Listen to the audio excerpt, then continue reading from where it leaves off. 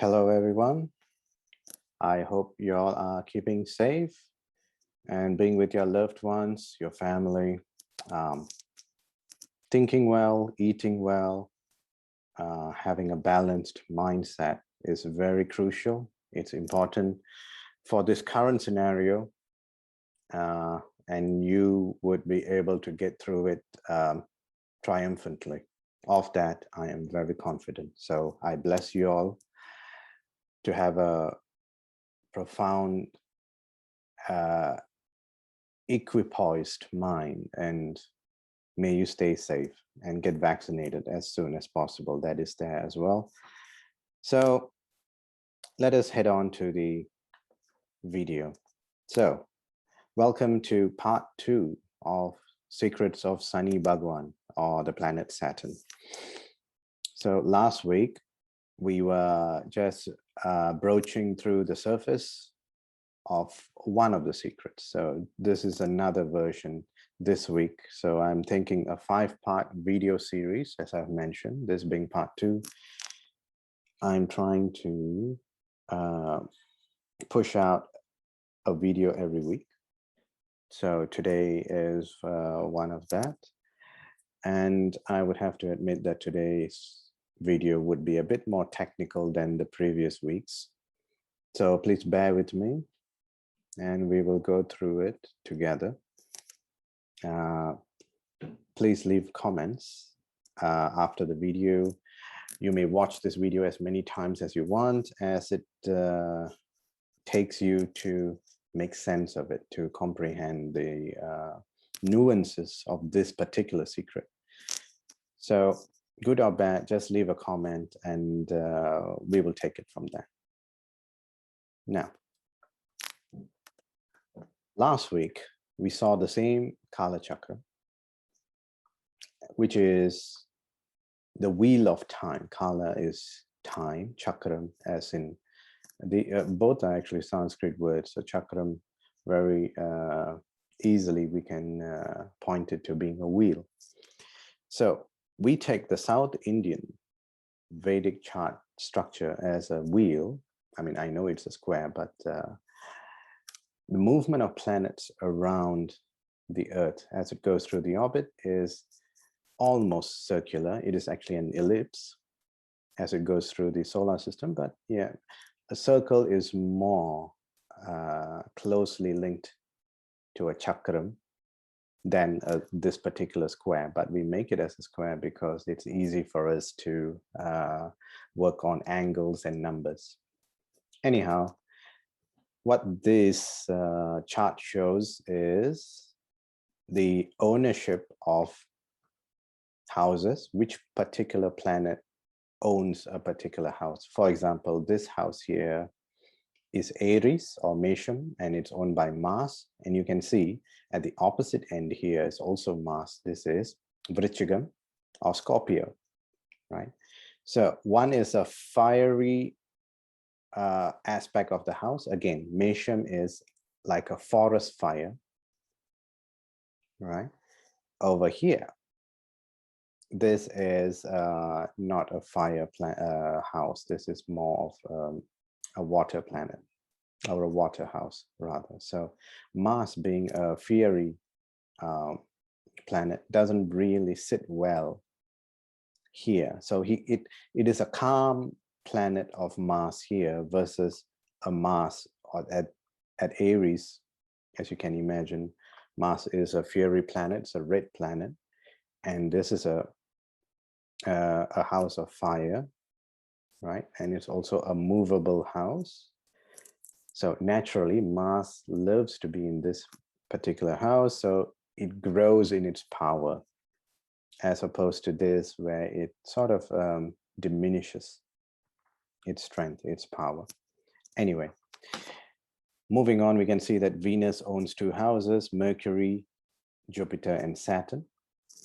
And the luminary planets, the ones that actually shine off light, the primary luminary planet is the Sun, which is actually a star, not a planet.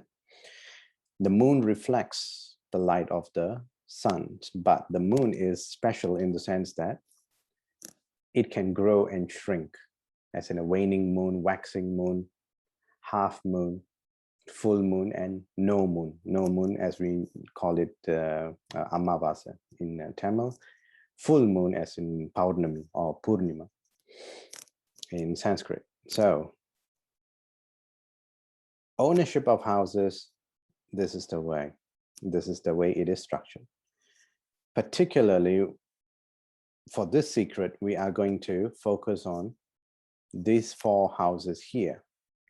Now, forget about the numbers. The numbers are actually placed in the order of Mesham, being the start of the Tamil New Year. So the sun, the planet sun, exalts here. So this is naturally the start of the Tamil New Year or Puttandu. And we have so named that when the New Year starts for the Tamil ethnic group, this is naturally house number 1.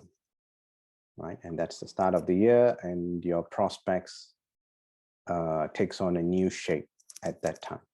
Anyway, forget about those numbers. Just look at these 4 houses here. Particularly, what we are looking for is to observe the stars that are placed in these 4 houses or nakshatra.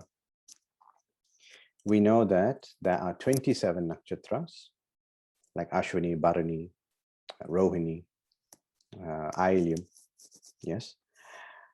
27 stars placed across 12 houses. So we know that 27 into 12 is not really a good fit. It's not 24 and 12. So you know that in each house there'll be 2 stars, but this is 27. So more stars would take on, some of them would sit in between 2 houses, which we will see shortly. But the secret lies in these stars of the 4 houses. Now, I have moved the 4 in such a way as to show you, as to give an easier understanding as to what we are talking about. So naturally, they are further than they need to be. But the point here is the luminaries are here, and the most dark planet that has the last light of the sun. Remember, the sun is the only planet or star in the solar system that is capable of illuminating by its own radiance. So sun has got photons or light particles that touches on the planet Saturn, being that the planet Saturn is the last planet that is capable of receiving the rays of the sun. Beyond that, like Neptune, Uranus, Pluto, the rays of the sun sort of diminishes it. It, in fact, actually falls on those planets, the planets beyond Saturn, but it is in such a scale where you can actually ignore them. Similarly, you can imagine that we have billions of stars in the solar system, and in the night sky, you can see hundreds of them. They are illuminating. We can actually see the light particles because we can see the stars, but they do not illuminate the surface of our planet Earth. So they let out light particles just enough for us to observe them, but they do not illuminate our planet surface like how the sun does during daytime for us. What is daytime? It's just the ray of the sun that is falling on planet Earth for about 12 hours or what have you, depending on where on the planet you are. So different sunrise, sunset times and all that. Anyway, Saturn is the last planet able to get the particles of the sun, and the moon sometimes, depending on its phase, moon phase, it reflects the rays of the sun, sort of acts like a mirror. So you can easily place light and dark planets at either corner. So you can see, last week we spoke about Saturn owning 2 houses side by side. That is the only planet that owns two houses side by side. And you can imagine that during a Saturn transit, it takes about 2.5 years, or roughly 3 years, to be in one house. So 3 years in this house, 3 years in this house, as the planet Saturn is moving along, going upwards like this, and then going into Meenam, which is owned by Jupiter. So the next house is Jupiter. So a long stretch or a long spell of Saturn period, which, depending on your Laknam and Rasi, sometimes Sunny is beneficial for you, sometimes it is not. Anyway, those are the nuances. But as mentioned, let's look at the stars. Now, I know it looks a bit cumbersome to look at this, but it is actually kind of easy. For Kadagam, or Cancer, which is owned by the moon, there are 3 stars here, and you have the Padam as well. So let us explain what it is. This is the name of the star, Punarpusam, Pusam, or Pusham, and Ilium. And each star also has a house owner, has a planetary owner, rather. So what does that mean? Quite simply, this is one of the other nuances of astrology. What dominates us is actually not the planets. The planets do not dominate us. It is the 27 stars and its rays and its radiation, its vibration that is coming to us, is actually jumping to our spine. So how does it do that? This particular star, let's say Punarpusa, which is owned by Jupiter, and let's say now you have a Punarpusam period that is going through you. This particular star's rays, radiation, vibration, whatever you want to call it, you can even call it energy. So the energy of the star will jump across the cosmos, hit on its planetary lord, Jupiter, and Jupiter will reflect and come and hit on planet Earth, look for you, and absorb its energy through your spine, and you will behave as this star. Now, Padam. Let us look at this. 4 Padam make a complete nakshatra. So what are Padams? Padams in the Sanskrit word actually means a leg. The ancient seers actually broke down a star as though it is a cow or a cattle, cows. And a cow has 4 legs. So you have 4 Padams. So if you see like Ilium is complete with 4 legs of a cow, or the 4 Padams are here, that means the entire star is here. Whereas quite simply, you can imagine that only 1 leg is here, or 1 part of the star.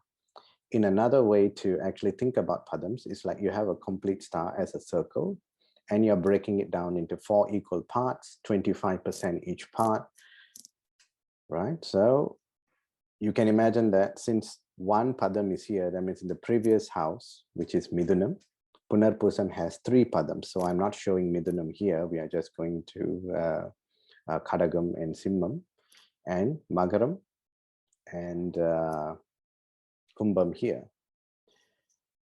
So 1 Padam here for Punarpusam, 4 Padams for Pusam or Pusham. So Saturn is complete here. Mercury complete here. Kedus, Magam is here. Puram, Uttaram is here. Now, looking at it closely, Sun, there is a star with 1 Padam here, which jumps off the planet Sun, or the star of the Sun. Naturally, at the other end, you have 3 Padams here. 1 and 3 makes a complete nakshatra. So 1 is Uttaram, 1 is Uttaradam, and then it goes on to Trivonam, Avittam, as split into two parts here, both owned by Mars. You have Rahu and you have Jupiter here, Puratadi. Looking at Jupiter across this plane as well, you can see that one padam here for Jupiter, sorry, 3 for here and 1 here, makes a complete nakshatra as itself. But you can imagine that they are different stars, actually. Not a good fit. Nonetheless, the padam is complete because of the planetary ownership. The lordship is able to make it complete. It's a shifty kind of a completion, if you can think of it that way. Now, what does that mean in turn? 4 padams make complete stars. If we were to add all the padams from just these 4 houses, you will have all 9 planets, stars complete. You would actually see all 9. So if you would allow me to go back, look again. Let's just pick the example of Rahu and Ketu. Ketu has got Makam, 4 padams. Rahu as Sadayam, 4 padams as well. Sun, 4 padams as well. Moon, 4 padams. Saturn, 4 padams. So moving on, coming back to this slide here, we can see 4 padams making a complete nakshatra. You can see you have all 9. You actually do not need the other houses, although you do need it. Mind you, don't get me wrong. This is the secret that I'm trying to explain about Sani. Sani is the Karagan for karma, of your past karma, Purva Punyasthan. He is the one who gathers your past and gives it to you, whether it's good or bad.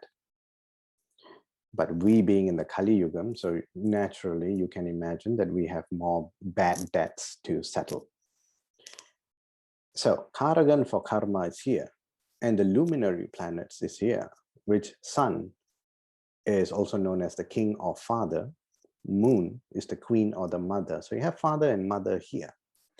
Saturn is the unfortunate, unrecognized son, as the child son of the planet Sun. So the father didn't actually accept the planet Saturn. I mean, if you were to follow the stories, the Puranam stories, Sun, the planet Sun, being the father, had a illegitimate child out of wedlock, and that child was born as Sunny.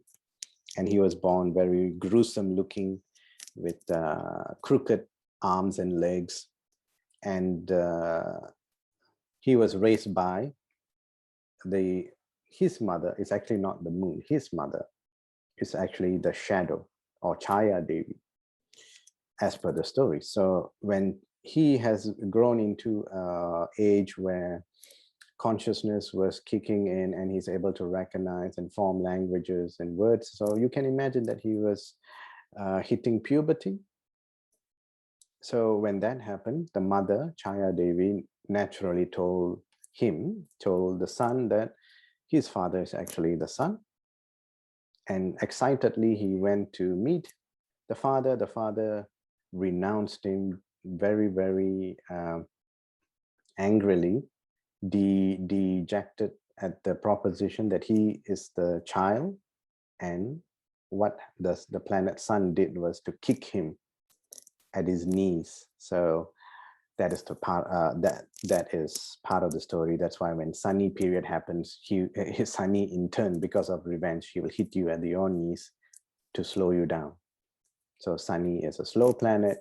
It will reflect its own characteristic on you, so you'll become slow. Anyway, moving on here, I have segmented them into light and dark as well. What does this mean is that the nakshatras whose lordship are these planets fall here and here. So up to 1 padam of the sun is here. If you were to rewind this video and watch the slide just before this, you can actually recognize what I'm saying. The dark part of it has got these nakshatras owned by these lordships. 3 padams of the sun, if you can recall, it was here. Then followed by the moon. Mars has got 2 parts, 2 padams here and here, right? Then you got Sadayam, right? And then you got Jupiter, which is part here, right? So Jupiter is actually split. It's not exactly here, but you can put another line Jupiter here, but it makes a complete padam.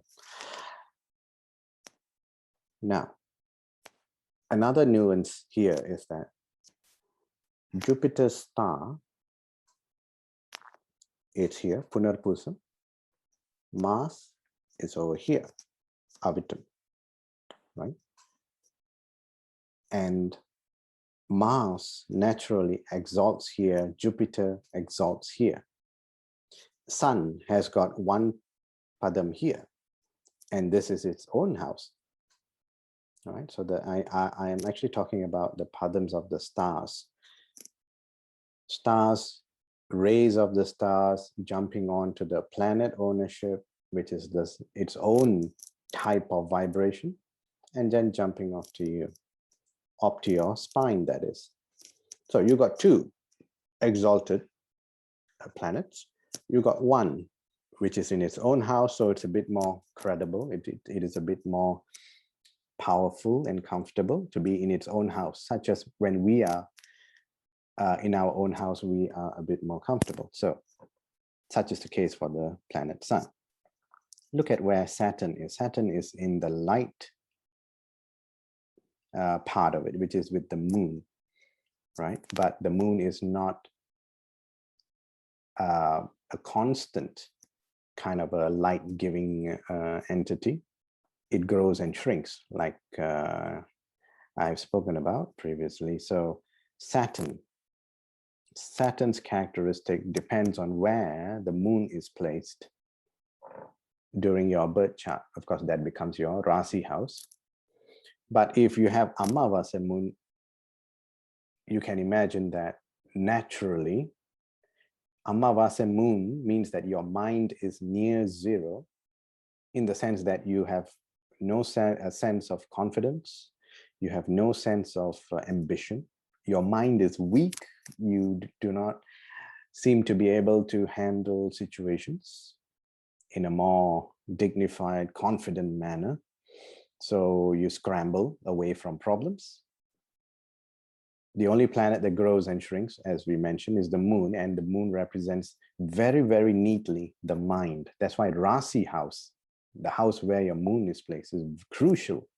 Very, very important. You have Lagna on one side, you have Rasi on the other side. Rasi is for during the transits, not based on your birth chart.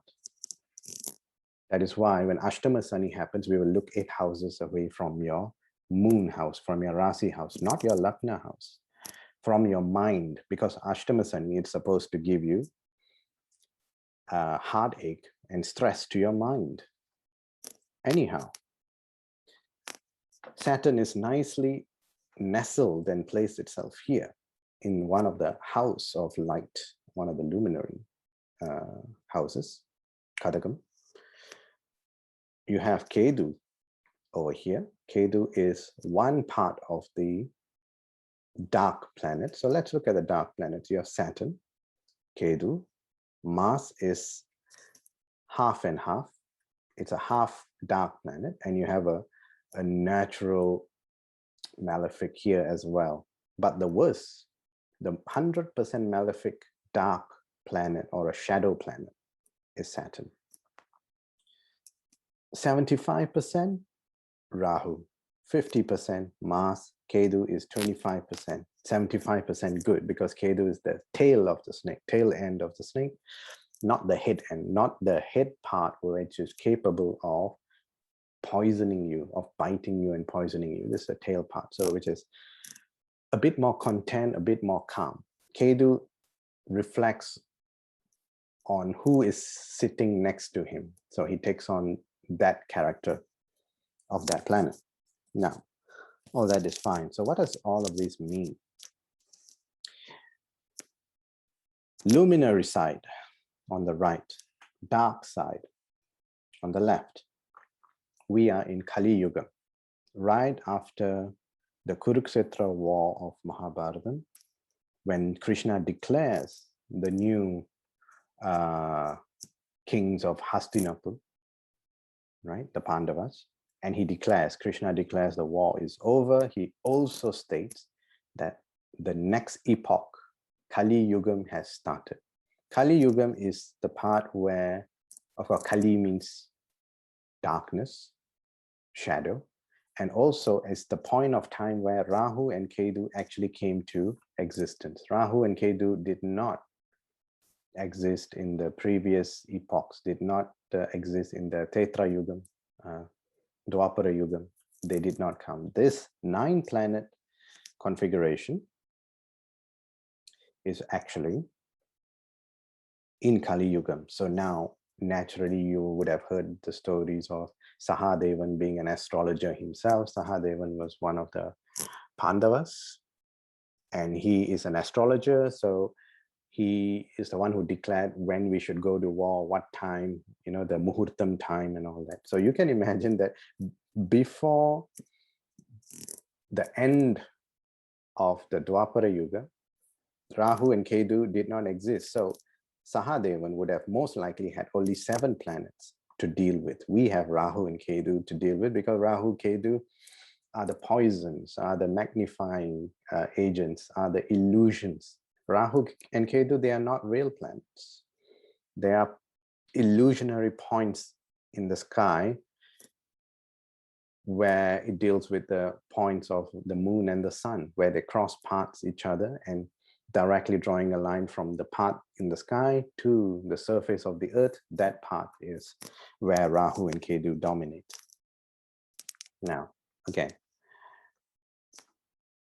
Kali Yugam, dark planets, an addition of these two. I will have another video where I speak about Rahu and Ketu, but in this video set, what I'm saying is we have something that we all know, a word that is thrown around quite frequently, known as Maya, an illusion, or in Sanskrit is known as illusion or magic. Sani is the agency of your past deeds, which is fine. We understand that. And that is why Sani exalts in Tulam. You know, he's the greatest power, greatest strength at Tulam. Tulam's symbol is the scale, which also represents justice. So karmic law that has to be paid is carried by Sani, and Sani makes sure that we pay it, right, through hardship. That's why we have many Sani periods in our lives. We have Ashtama Sani, Yaldra Sani, and then we have the Sani Dasa or Bhukti, right? All bringing forth past karma. Now, illusion, Maya. The actual meaning of Maya in Sanskrit, it's called Mithyatva. Mithyatva actually means to be in a state of illusion. Not the illusion itself, it's the state that we are in, to be tricked. We go for a magic show, like in those days, we had Copperfield, David Copperfield, and he's the master of illusions. If you can picture any magic tricks that you have seen, and we know that it actually is a trick, but we allow ourselves to be tricked. We allow ourselves to be perplexed by the illusion. So all of this creation, as per the Vedic knowledge, the Vedic sciences, they say this is a state of mithyatva that we are in. Sani gives you things that you do not really need in this world. What does Sani give you? He gives you alcohol to drink. He gives you the thirst for alcohol. He gives you debt, monetary debt with the bank or with someone, particularly some people whom you don't like. He gives you enemies, again, people whom you don't like. He gives you sickness, disease, bone problem, slowing you down. But he also is a Karagan for long life. He gives you long life to endure more pain, more suffering. And remember, Sunny, if you want me to sum it up, what is he the giver of? He is the giver of things that you don't need in this world. You don't need enemies. You don't need disease. You definitely don't need debts with the banks and all. You don't need to be in a financial loan program and all that, but you have to, in the current state of the world, Kali Yugam is in such a way, pulling you away into this side, where in those days of the Dwapara Yuga, Tetra Yuga, Satya Yuga, you are naturally here. You will actually shrink away from this side. You don't even want to look that side. But now we are more drawn into here, pulled into this side, in this corner, if you will. What is the purpose of life as according to the Hindu scriptures, or the purpose of human life, to be exact, is to attain mukti. If you are being pulled into this, mukti is definitely something that happens at this side of the scheme. So the secret here is Sunny is naturally nestled here as the star, Pusham, in the part of the light side, but he naturally owns 2 times houses here. So doubling his period of ownership or his period of control over the light. It is a hard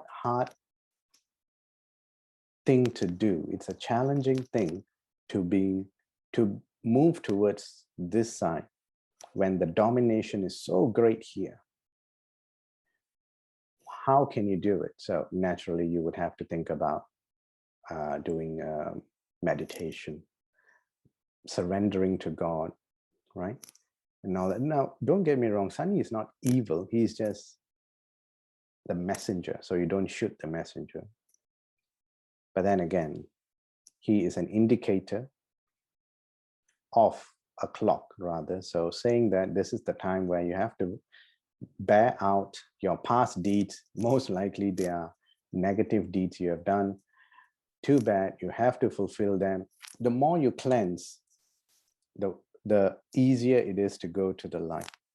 So it's like getting you have played in the mud out in the rain, and you've got mud all over you.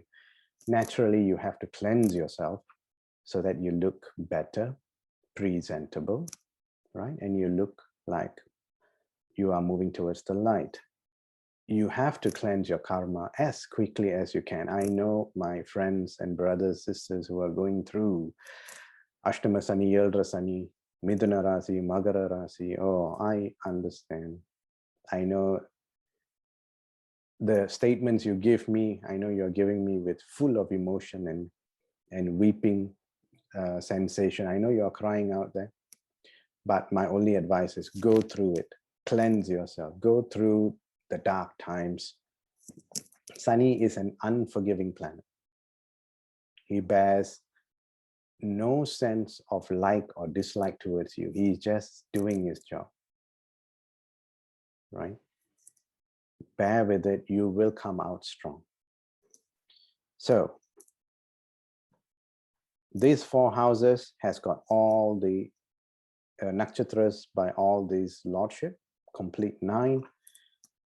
Sunny is nestled here and not here because he naturally doesn't like the father. So like I've mentioned, the moon is not his natural mother, birth mother, but he is a bit more comfortable to this side of the luminary house. So that is all I have for you guys at this time. I hope you all stay safe. Please drop a comment, drop a question, like, subscribe, expand that such a channel exists to your friends and families. And I will see you all in part 3 of my video series. Thank you all. God bless. Stay safe, everyone.